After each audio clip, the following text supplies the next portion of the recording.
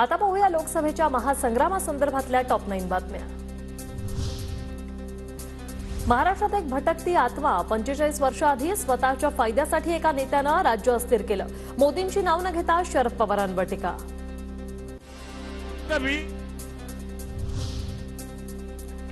मतमोजणीनंतर मोदींना कळेल ही भटकती आत्मा नाही तर महाराष्ट्राचा आत्मा।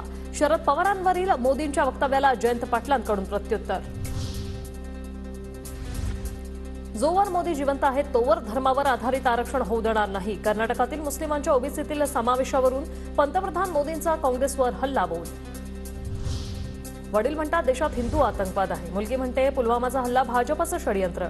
आपले जवान आणि शहीदांचा अपमान करणाऱ्यांना घरचा रस्ता दाखवा। फडणवीसांची सुशीलकुमार शिंदेंसह प्रणिती शिंदेंवर टीका। पंतप्रधान मोदींकडून ठाकरे गटाचा नकली शिवसेना असा उल्लेख तर आमची खरी शिवसेना। शिवसेनेचा दणका 4 जूनला कळणार। उद्धव ठाकरेंचं मोदींना प्रत्युत्तर। देवेंद्र फडणवीस आता पाव उपमुख्यमंत्री। आधी फडतूस कलंक बोलत होतो, आता बोलत नाही। उद्धव ठाकरेंचा फडणवीसांना खोचक टोला।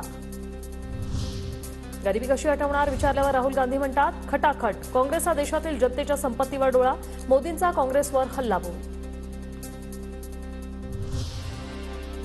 मोदींच्या सभेला पुण्यात पैसे देऊन लोक आणलेत। मोदींच्या जेवढ्या सभा होतील तेवढा आमचा फायदा। आपला पंतप्रधान खोटारडा, त्यांनी पदाची तरी गरिमा ठेवावी। नाना पटोलेंचा हल्लाबोल। काँग्रेसच्या काळात होणारे बॉम्बस्फोट आता बंद झाले। बॉम्बस्फोट केल्यास पाकिस्तानला घरात घुसून मारणार। पुण्यातील सभेत मोदींचा हल्लाबोल।